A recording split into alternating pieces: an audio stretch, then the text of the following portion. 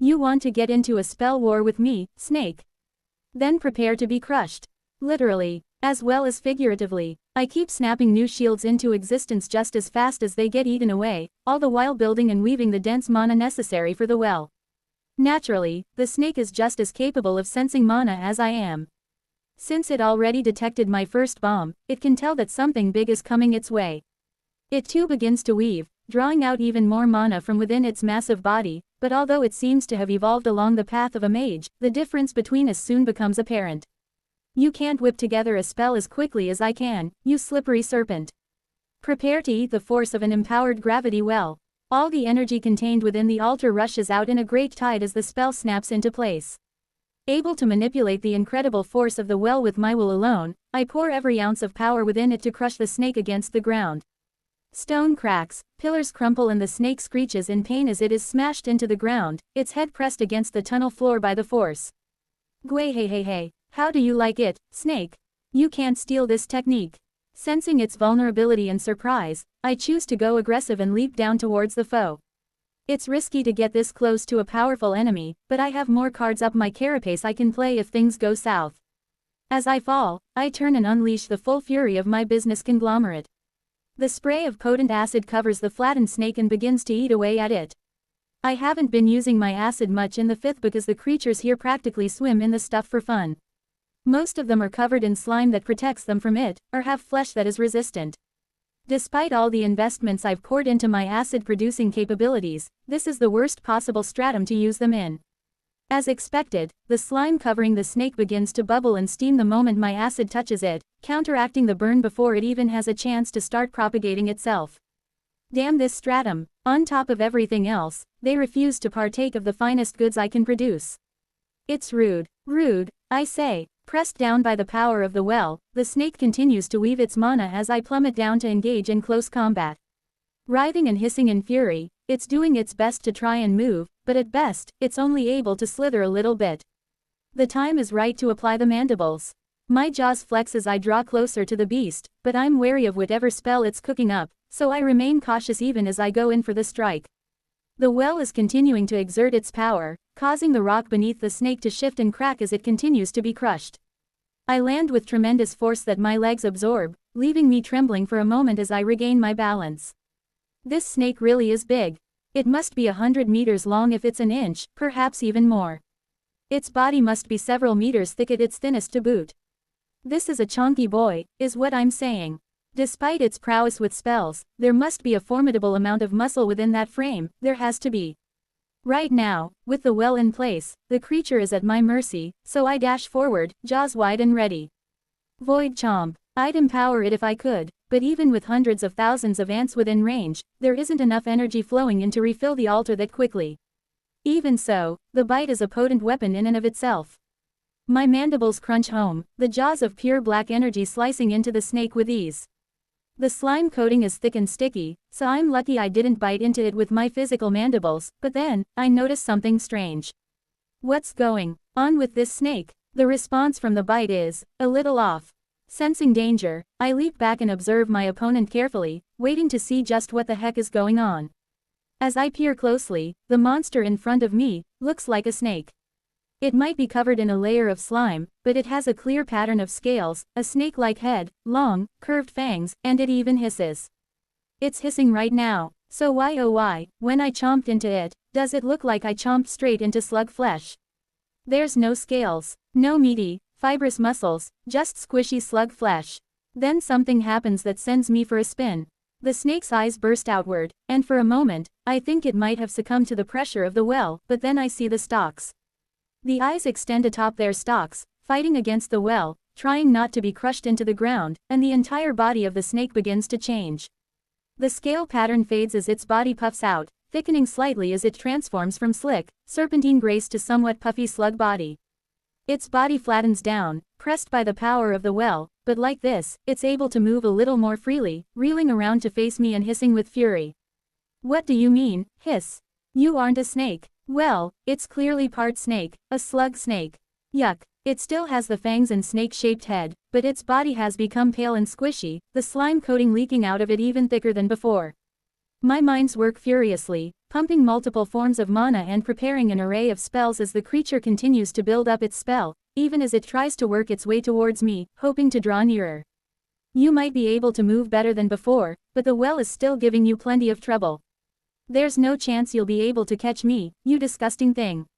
For now, eat dragon's breath. I blast the monster with a jet of hot flame and it recoils from the searing heat, hissing furiously. In a final attempt to protect itself, the slug snake whips its face around, directly into the path of the fire, and opens its mouth, launching another dense ball of potent venom directly into my face. The ball of mana is incredibly dense, and from this close, I can see the dark green energy twisting and spitting virulently. This venom mana is unlike anything I've seen before. Not quite like acid, not quite like the toxic poison of the fifth, it's almost a blend of the two. I've no doubt that, should it touch me, it would begin to eat through my carapace and body like an acid, and spread throughout my carapace like the fifth's toxic mana. Nasty stuff. Of course, I was more than ready for this eventuality. You aren't taking me out by launching a surprise, short-range bomb. You can't quote me the deep lore when I wrote it. Shields snap into place, as dense and thick as I can make them, but of course they aren't going to accomplish much. As expected, the bomb smashes straight through the shields, losing only a fraction of its momentum, but that's fine, I had the mana ready, so it didn't hurt to use it. Of course, the best way to fight the spell launched in my face is to match it with another bomb, but from this close, that would be as good as sticking my head into a black hole. Unhealthy. Alternate methods must be employed and the best method of all is to get the heck out of the way.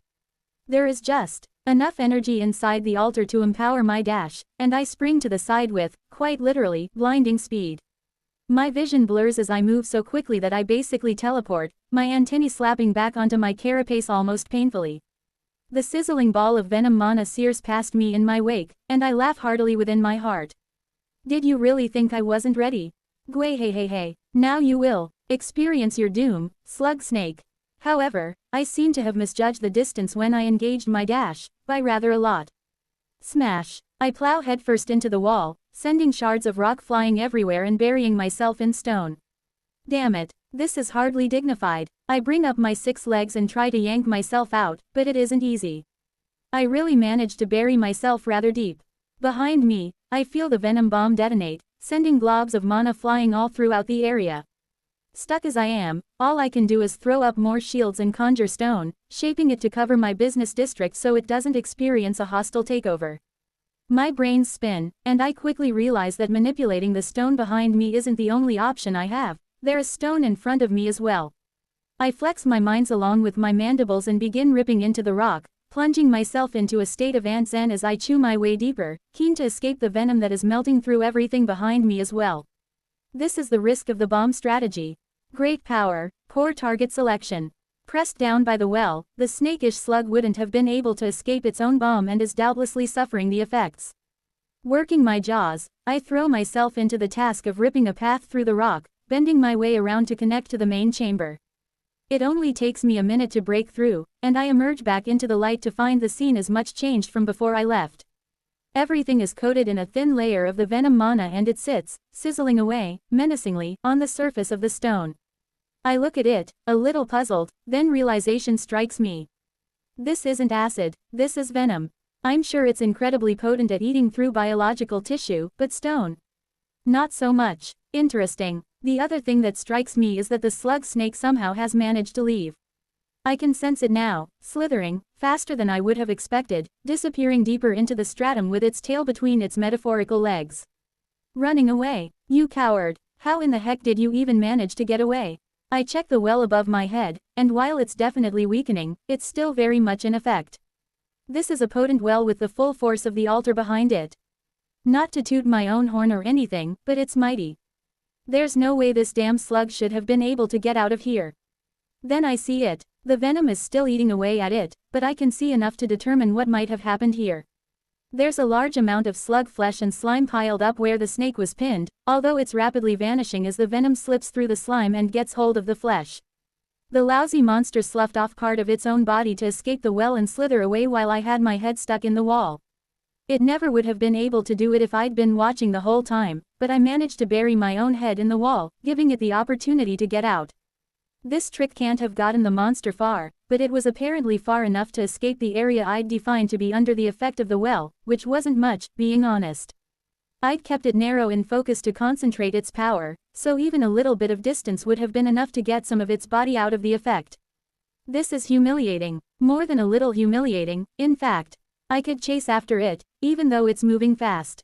The monster has to have been significantly weakened. It looks like it left about 40% of its mass here, but running blindly into the fifth, getting further and further away from the support of my family. It's not a smart idea. For now, my best bet is to retreat, regroup with the family and let them know what happened. Hopefully, Solent will be able to figure out what to do next. Maybe, with the monster chased away, that's all we really need. So long as it doesn't come back, we can expand down here and start construction, so I guess that's a win. Chapter 1343, Reporting Back. I'm not used to having to come back to my family with news of failure, though it feels like it's becoming more of a thing lately, and I'm not happy about it. I can't wait until we crush this stratum in its entirety so I can run around smacking the slugs about with my antennae. Without the benefit of their toxic environment, they'll be helpless before me, forced to bow down and bury their sluggy faces into the dirt.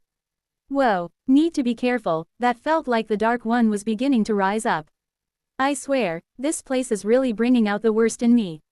Disgruntled and annoyed, I make my way up the tunnel and back into the safe zone, welcomed by the large battalion of soldiers the colony had put in place to defend it. They all pat me on the carapace with their antennae and I exchange jokes and yell at them when they say I'm slacking. They won't advance without orders from Solent, so there's no need to let them know how the fighting went. Solent, as usual, is an island of calm within a sea at storm. It got away, I announce without fanfare. Solent turns to look at me for a moment. It got away, she asks. Well, there were complications, but yes.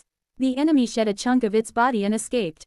Stupid snake slug. This is embarrassing. Next time I see you, I'll bury you under the weight of a black hole so powerful it would have eaten that Golgari mountain for breakfast. So long as it has cleared out of the area, we can begin capture and decontamination. Construction of the fortress is the only thing that matters. Thank you, eldest. Wait, she isn't mad.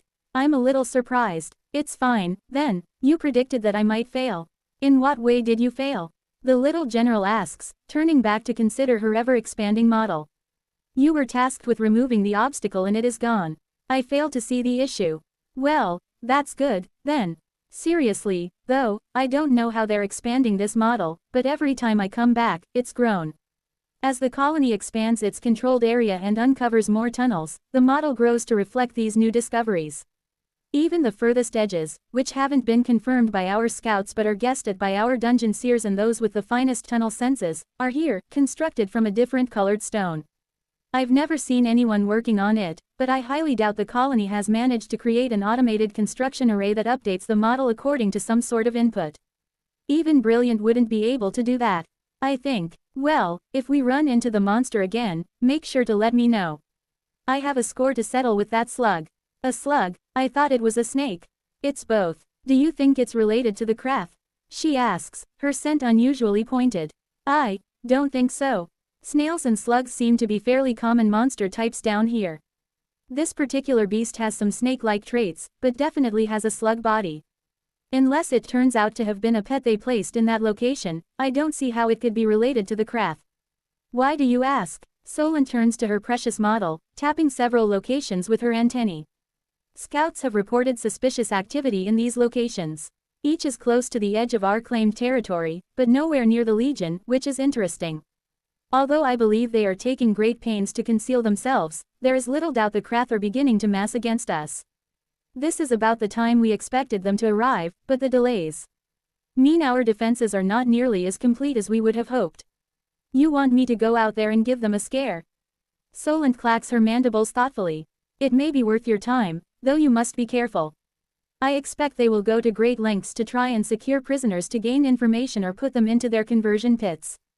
You are their highest priority target, I have no doubt of that, though they may judge it too difficult to take you alive. In which case, they'll just try and put an end to me. Indeed, I almost wish they'd try.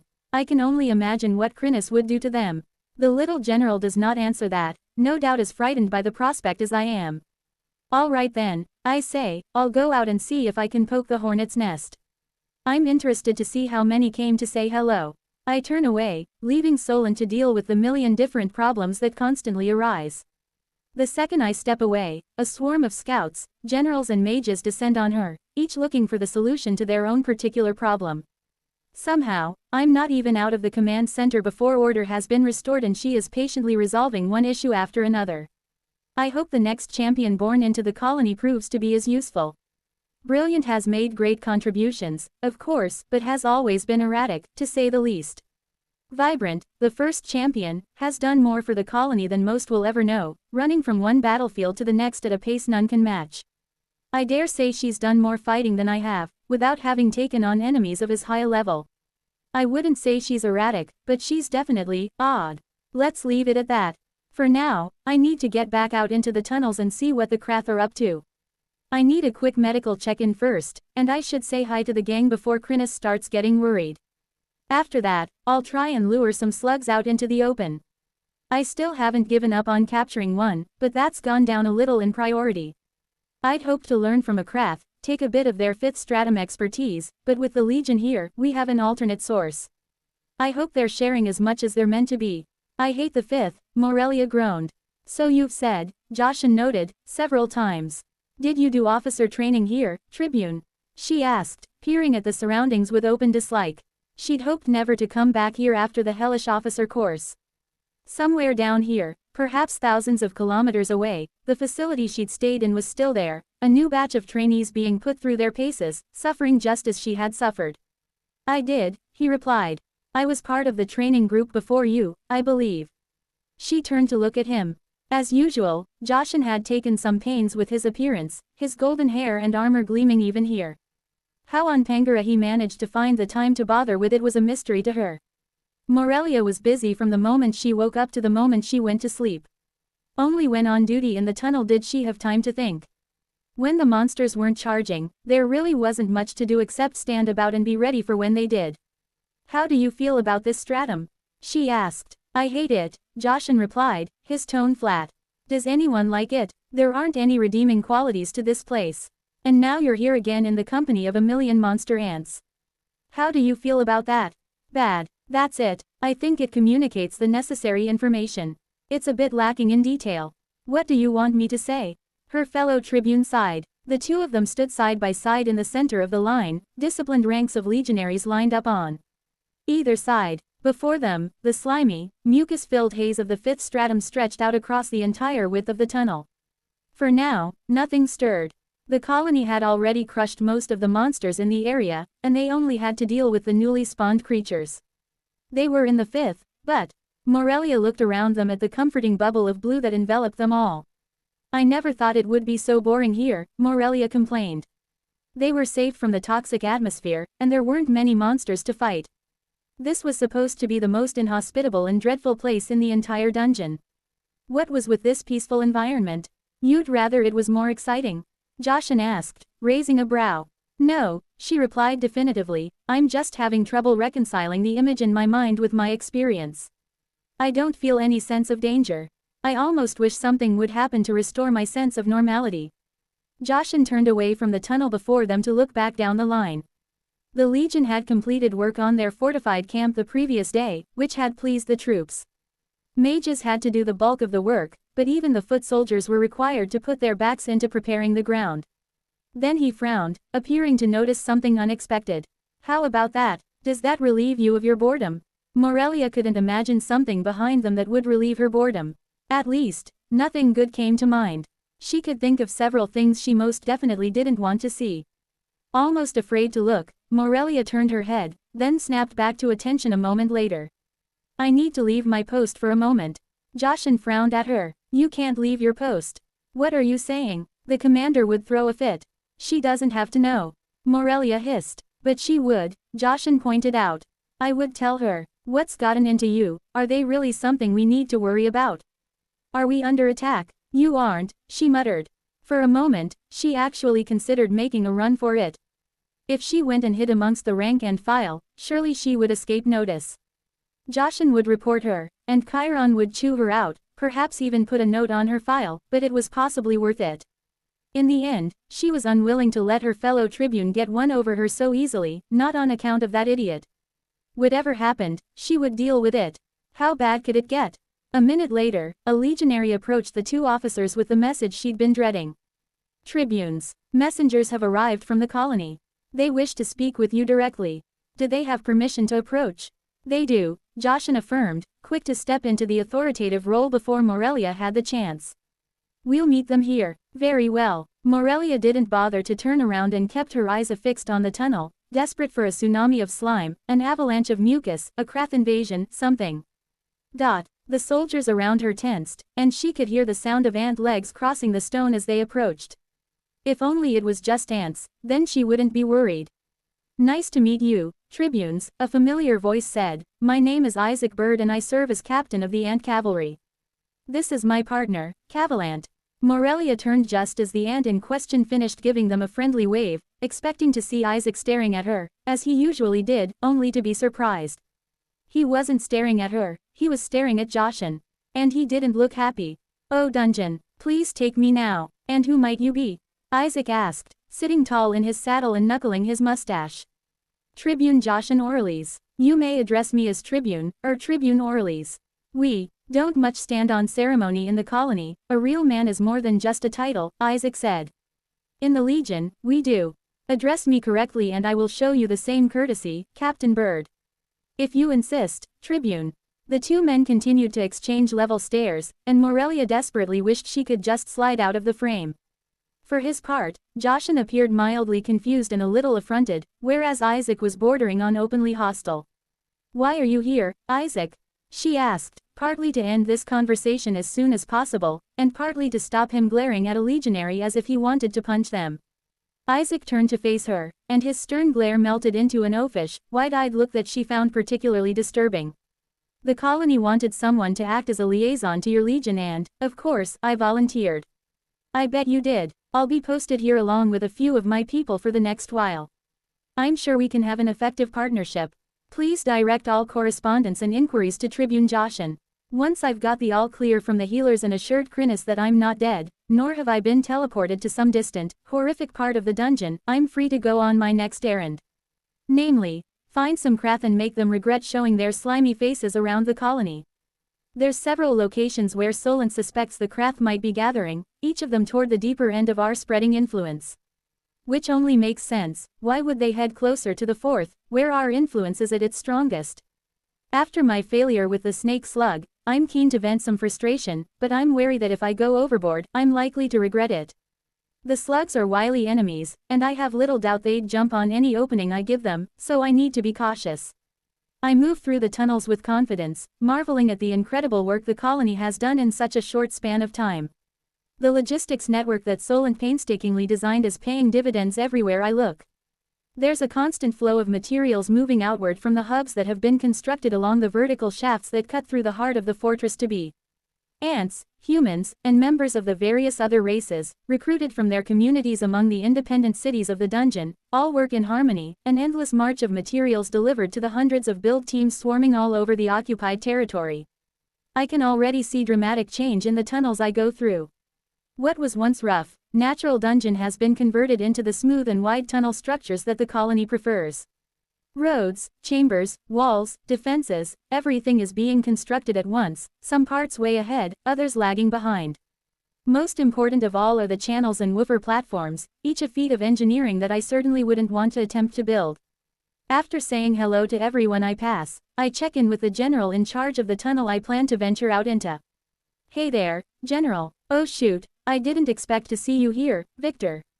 The general waggles her antennae irritably. And why would that be? I thought you were managing things up in the fourth.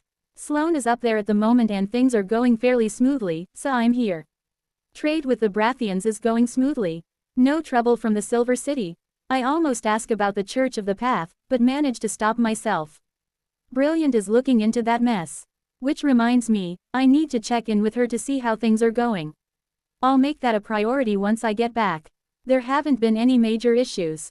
The Brathians have been busy smoothing everything over to the best of their abilities, and we are starting to receive payment for our efforts, which is gratifying.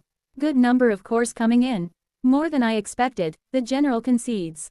I take that to mean it's way more than she expected. A good thing, considering all the effort we went through to get our mandibles on those things. Great stuff, I say, pleased. Well, Solent wants me to check out this tunnel and scope out any Krath activity. She said the scouts had reported some suspicious movements in this area. The general clacks her mandibles thoughtfully. I suppose it could be the Krath out there. The monsters have been moving oddly, different from their previous patterns. How so? We get less reckless charges than before, but enough to make it seem like nothing has changed. They could be massing newly spawned monsters somewhere nearby, preparing for a massive wave of weaker creatures. Definitely possible. If you can sniff them out, I'll be grateful, eldest. Good luck. Thanks very much. Say hi to Sloane for me. I bid farewell to the general and make my way deeper into the tunnel. There's a full battalion of ants on guard at the edge of the safe zone. Drilled in Solent's formations and tactics, 10,000 of my siblings stand watch to make sure nothing encroaches on the territory claimed by the family. I wave to them and exchange words as I make my way through the ranks. It bothers me a bit that they still call me lazy as I'm heading out into the toxic area. I mean, really now. Once I clear the blue mana, the familiar sensation of eye melting and body invading takes place. It's amazing what a person can get used to, given enough time and exposure. At first glance, this tunnel doesn't appear all that different from the others. There's the usual slime strands, each at least a meter thick, connecting the walls, floor and ceiling like a spider web made of snot, along with the thick carpets of moss and various other examples of stuff I really don't like to see. I'm immediately on alert, but there doesn't seem to be anything that immediately catches my attention. Of course, I wouldn't expect the slugs to be that unsubtle. They didn't exactly get their nefarious reputation for being obvious. Acting as though I have no care in the world, I execute my best ant strut and begin to stride into the open tunnel. I blast the mucus and slime with dragon's breath, clearing the way as I go, trying to look as though I'm on nothing but a regular investigation mission. All the while, my antennae are waggling. No matter how hard they try, there's nothing the slugs can do to eliminate the gravitational waves they emit, and my antennae are sensitive enough to pick up even those tiny vibrations. Surprisingly, it doesn't take that long for me to get my first readings. They're staying well back, out of sight, hiding their mana signatures so well I don't even get a sniff of them. Sneaky, but not sneaky enough. As pleased as I was to find the first signs of the Krath, it soon becomes apparent that something different is going on here. There's too many of them. I haven't even been here that long and I've found dozens of them. That's too many. They couldn't have known I was going to come here, so they must have been here all along, right? Just what the heck is going on? I briefly consider turning around and heading straight back to Victor for a report. I doubt she expected to find that there would be such a large number of Krath lurking on the outskirts of the colony's territory. It's enough that even I'm starting to feel vaguely threatened. And if there's this many here in this tunnel, there may be an equal number in others. Solent was right, as usual. I don't know if I'd call several hundred Krath an army, but it's more than we've faced up to this point. They've finally gotten themselves organized and decided to come and fight us for real.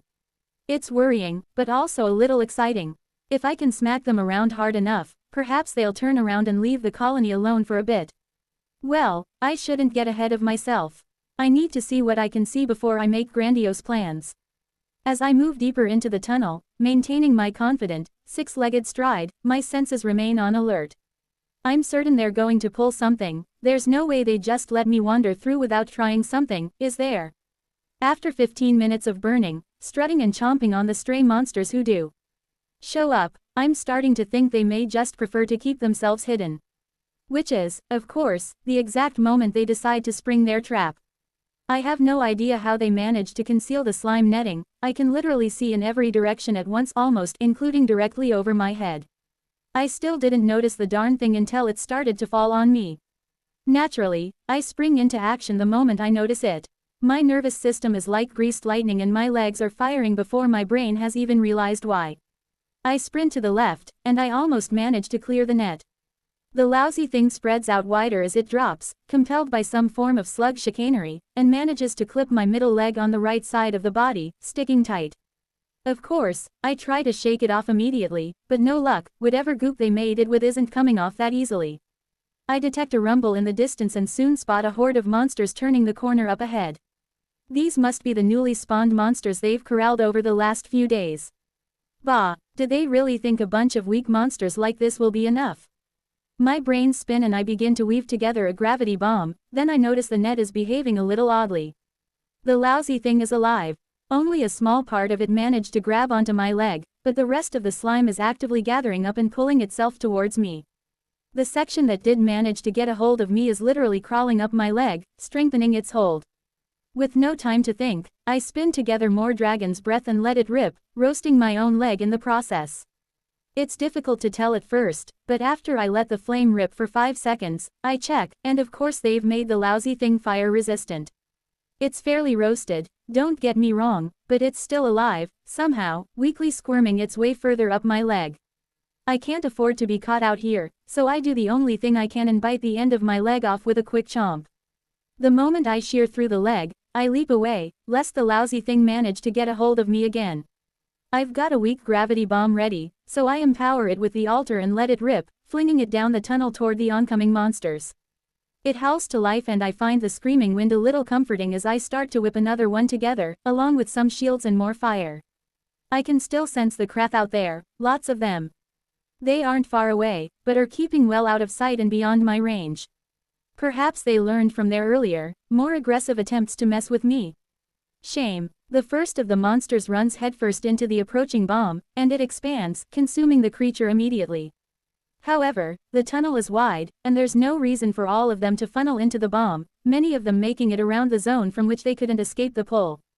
As they get closer, however, they all home in towards me, that same ravenous anger in them that I see in every monster of the fifth. When they get close enough, but not too close, I let the second bomb go and watch as they charge headlong into it. Which is the moment the Krath strike. From a dozen different points along the roof, more nets are fired as if they were launched out of a cannon. They cover a wide area, not just covering me, but the area around me for dozens of meters.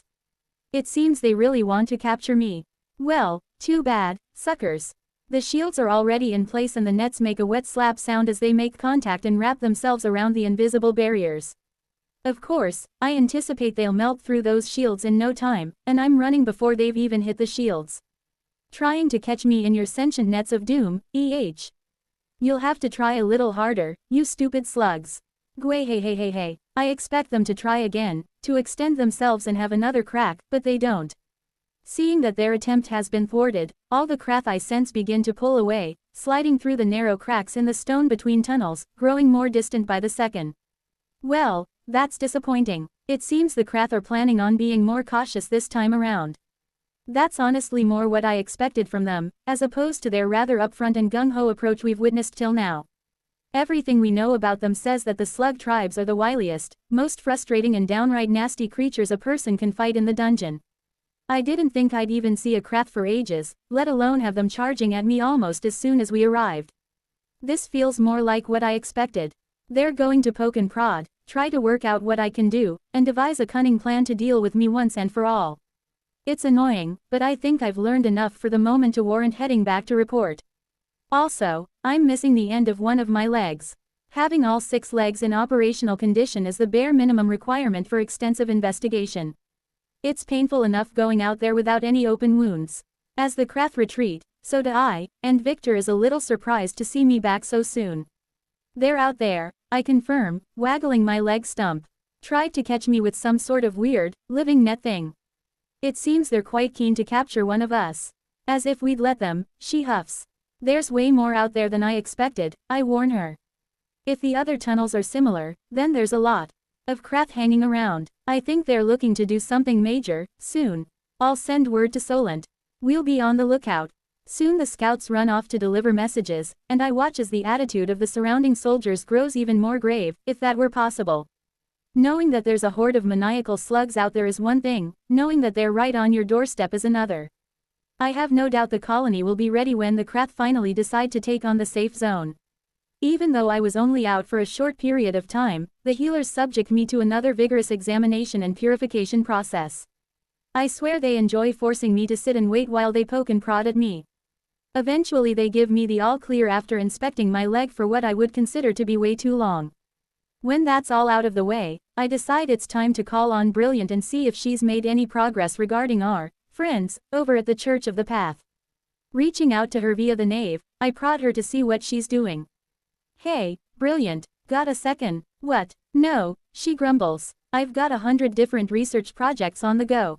Is that really an issue? No, because I'm brilliant. That's what I assumed. Can you pop down to the 5th for a chat? Aren't we talking now? Why do I have to go down there? It's better to hold conversations in person. You want me to hop through dimensions for your convenience? Yes. Fine. It takes a surprisingly short amount of time for the little mage to appear. She pops into existence so quickly that I assumed she was on the way from the moment I first reached out to her. I'm lying on the ground, getting some leg regeneration time, and all of a sudden I have an ant on my back. Working hard, I see, brilliant quips. I had to bite my own leg off to escape a craft trap. Give me a break. Sounds like things are going much as Solent expected then. Wait, she consulted you.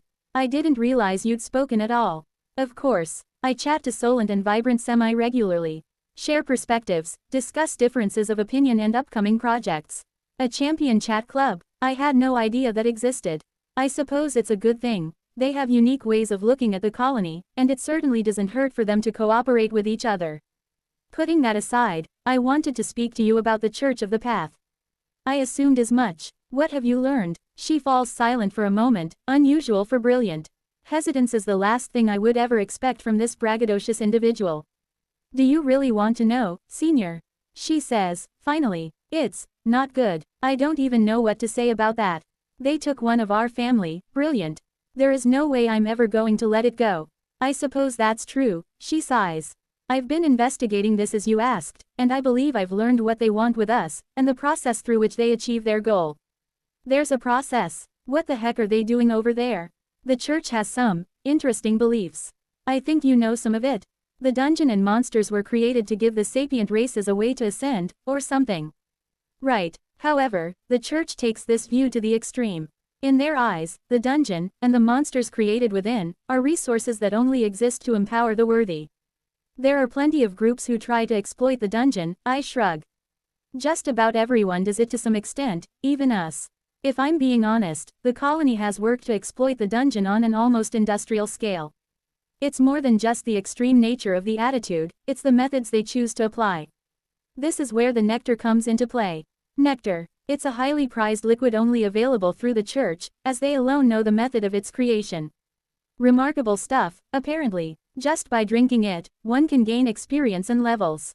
From a drink, that sounds outrageous, but even more than shock, I feel a sinking feeling develop deep in my core. I'm starting to see why Brilliant might have been reluctant to tell me about this. Just spit it out. How do they make it brilliant? You know, don't you?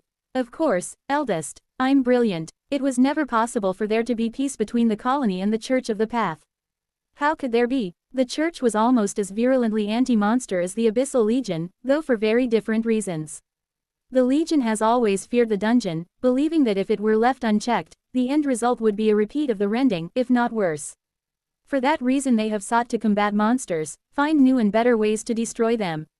The church looks upon monsters not as a threat, but as a gift. A sacred offering made for the betterment of the civilized races of Pangara. To them, it was nothing less than their sacred mission to destroy monsters and reap the XP provided. Any means that allowed them to reap a greater harvest was justified, and any obstacle to this purpose was unholy. Their wanton pillaging of the dungeon, and unwillingness to engage with monsters as the severe threat that they are, was the primary reason the Church and the Legion were always at odds. From the writings of Alberton, Lyria Branch Legion Loremaster. Well, I don't know what I expected the church to be doing with the monsters they captured, but this wasn't it. I mean, I've seen and experienced some pretty nasty stuff since I was born into this world, but this is the first thing I've come across that I would describe as actually evil. Like, cartoon bad guy sort of stuff. I almost can't comprehend it. The thought of something so terrible happening to one of my sisters just doesn't seem real. It's not possible. My brains refuse to accept that I live in a world where that occurred. The idea that they are still out there, hoping to do this to more of us, is unacceptable. One is too many. It would be an unforgivable, irredeemable sin were it only to occur once. Any more than that, a single instance, and I will do something drastic, something severe, to ensure that it never happens again. Before I even realize it, a new resolve has taken shape within me. Once the colony is done with the 5th, we will need to revisit this problem. A permanent solution must be found, and recompense must be extracted. But for now, there's nothing that can be done. I'm sure the church is going out trying to recruit others to their cause. If enough become interested, then I'm sure there would be a large-scale attack on the colony. Were enough to join in, it's possible they would be able to bring an end to us altogether, but we've already put a dent in those plans. My initiative to bring trade to the colony was a massive success, and it's unlikely the Silver City will be willing to launch a war of extinction against someone they do business with. Hopefully it's enough for now. Later, we can look for something a little more permanent. With a great effort, I push all thoughts of the horrifying reality out of my mind. I don't have any space to think about it right now. My mandibles are full dealing with our current problems, namely the army of Krath gathering right outside our territory. Not to mention the rest of the difficulties we face in conquering this stratum. There's a lot to do. If I went to report to Solon now, I don't doubt I'd be sent back out to scout more tunnels and get a better sense of how many slugs are out there. Which is fine, I'm happy to do that, once my leg grows back, of course, but first I want to go and check in with the best non-insect monsters in the entire dungeon. I find Tiny, Chrysalis and Invidia all hanging out together, and I run up to greet them with a friendly wave of the antenna. Hey, gang, how are you, Ghost Fist? Hey, that's just rude. What did I do to deserve the Ghost Fist treatment, huh? Why don't you form the intent to punch yourself, you hands-happy ape? Far from put off by my tirade, the suggestion seems to spark interest from Tiny, and he begins to consider the possibilities carefully. He looks down at his fist, then brings it up to his own nose. Then he frowns, lowers his hand and tilts his head to the side, puzzled. Oh, has he finally found something he isn't willing to punch? Master, your leg, Chrysalis screeches before glomping onto my side and pouring into my shadow. Who did this? WHO did this. There is so much rage contained in her tone that even I'm taken aback. Chrysalis, relax a second. I did it to myself, all right. You aren't going to attack me, are you? Please say no. Please say no. Oh, of course not. There was a moment of hesitation there, I swear it. I was sent out to investigate some tunnels, and there were Krath out there. I wanted to talk to you about it before I get sent back out. There's a lot of Krath gathering around the place, way more than we've seen before. The colony is going to ask you to be on the front line, I'm pretty sure, so be careful. The slugs are keen to capture anyone they can, and that includes you guys. If that filth try to touch you again, Chrysalis, I'm sure they will. In fact, it's pretty much a guarantee. You have my full permission to do nasty things to them if you get the chance. Oh, I will, I believe it. Tiny. The big ape is still looking at his fist, puzzled. I turn to Invidia. Invidia, be a good friend to Tiny and try to help him not be abducted and turned into evil Tiny. I really don't want to have to deal with that if I don't have to. I wills SSSS, he says, eyes gleaming. He seems really happy for some reason, floating there gleefully, his little wings fluttering as he bobs about in the air. What the hey, I'm glad he's happy. Zaluth made his way through the cracks along with the rest of the scouts. He'd not expected to catch the giant ant, not truly, but even so, the dreadful creature had once again proven its might in evading capture. The others hadn't believed him, not really. How it had grated on him, a Krathlath of his own tribe, to be looked down on by the slugs of the Bulgan Lur's tribes, as if he couldn't identify a deadly monster when he saw one. At least it had been satisfying to see the smug looks on their faces melt away as the giant insect had escaped their traps with ease. The pores along the tunnel walls were beginning to grow. Soon, they would help propel the slugs at much higher speeds through the cracks.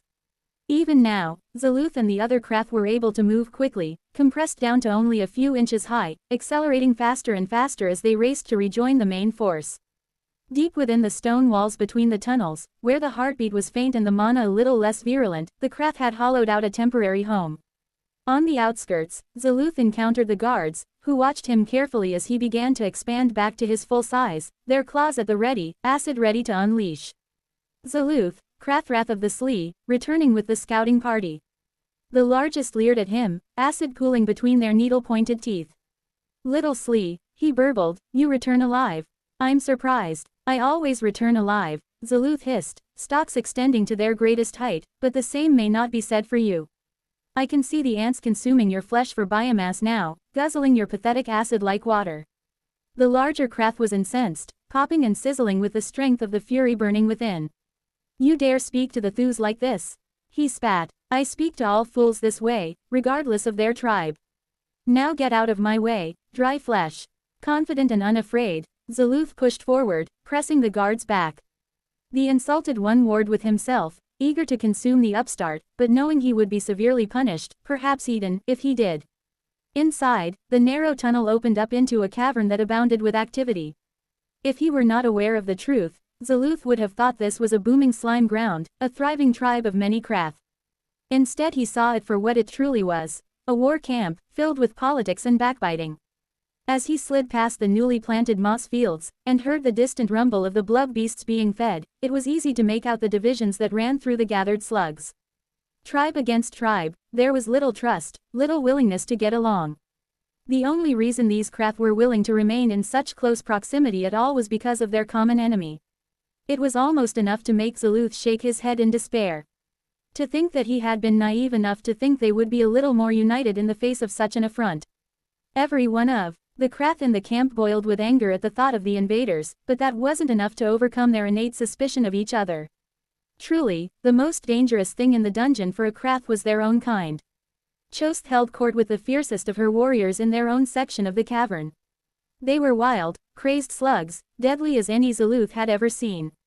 The Craftlath of the Thus lived up to her reputation as a deadly fighter and aggressive warleader. Yet, she was more cautious than Zaluth had believed she would be.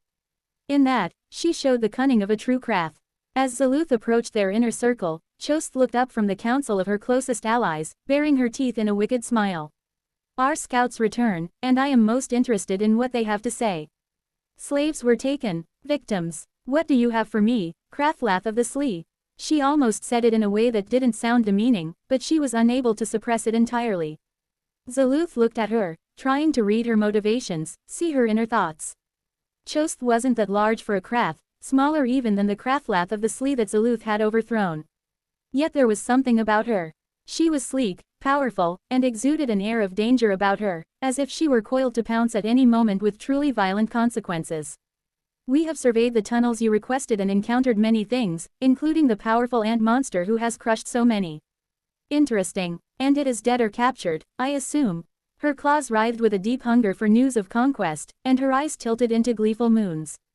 Despite the danger, Zaluth took a deep pleasure in reporting the opposite. The monster proved more capable than the hunters expected. I'm afraid it evaded their attempts to capture it with ease. Chost moved faster than any craft Zaluth had ever seen. One moment she was distant, the next she was right in front of him, her claws poking and prodding at him as her eyes stared deep into his.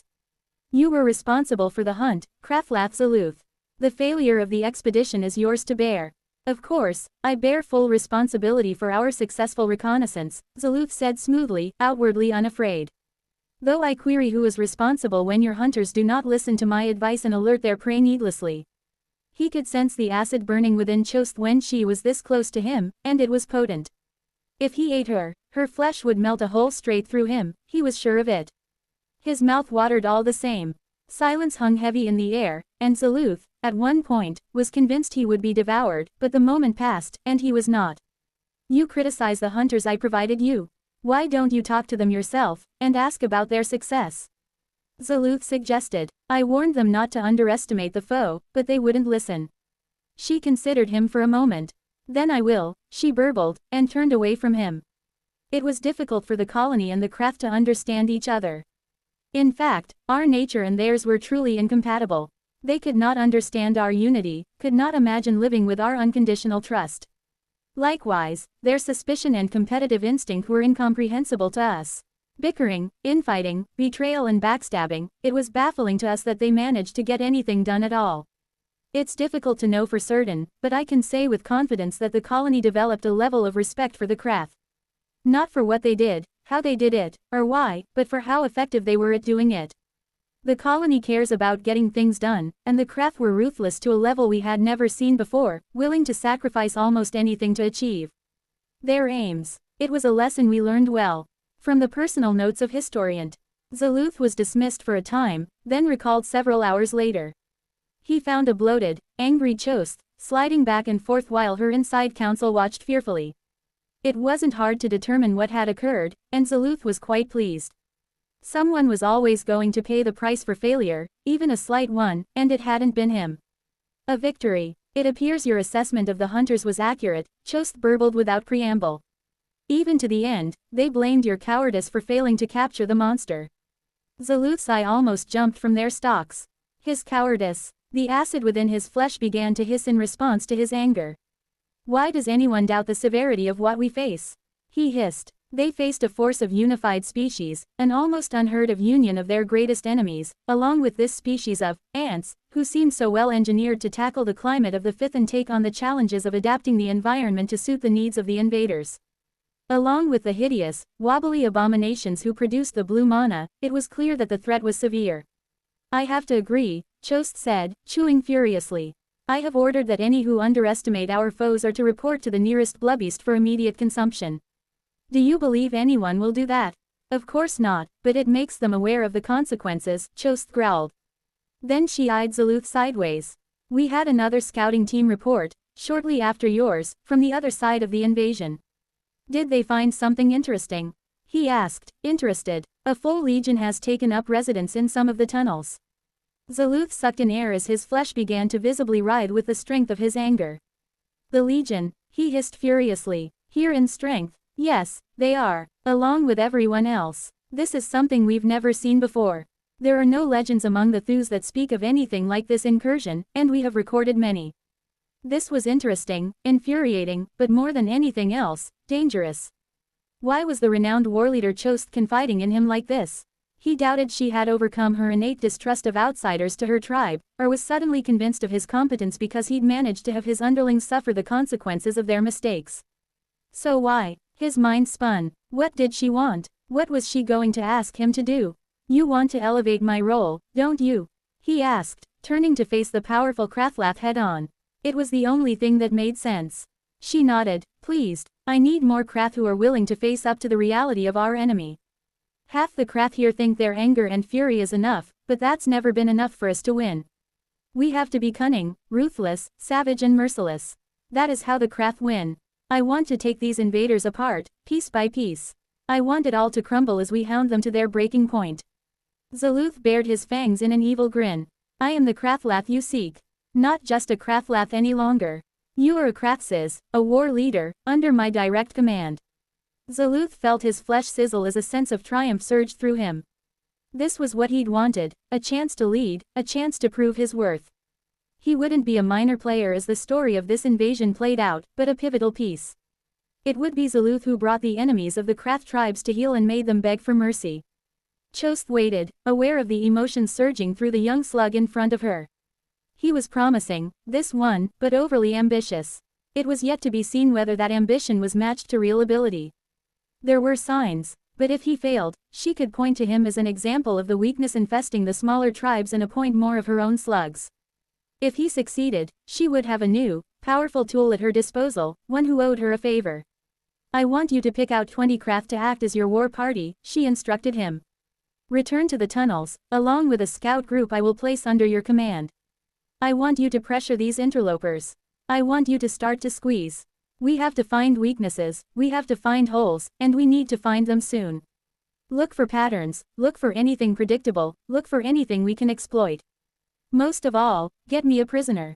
If we can preserve one, and put them in the slime, we will have everything we need to break them. I will get results, he promised, still flushed with triumph. Then a sly thought occurred to him. What are the expected casualty rates of these missions? I need every capable Krath ready and available to fight, she growled. Then she laughed wickedly. Gug gug gug. Incapable Krath are much more dispensable. In that case, I have a few I would like as part of my war party. Zaluth grinned, thinking of the guard he had run into. He would be a successful leader, but vengeance was required of him, otherwise, he wouldn't be Krath.